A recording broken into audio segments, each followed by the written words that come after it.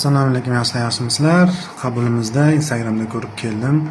Havo yetmaydi, xansir uraman deb bemor kelibdilar. Yuragimdan emasmikan deb kelgan ekanlar. Yo'q, biz yuraklardan emas.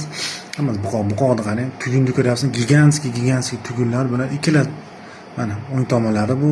Mana shular gigantskiy, juda ham katta bo'lgan tugunlar.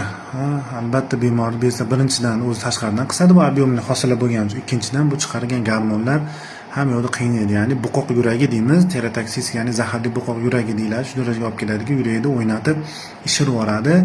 Davosi ya'ni yurakni ko'chirib o'tishgacha borishi mumkin. Shunaqa buqoq yuragi, buqa yuragi emas, bu buqoq yuragi degan kasali bor.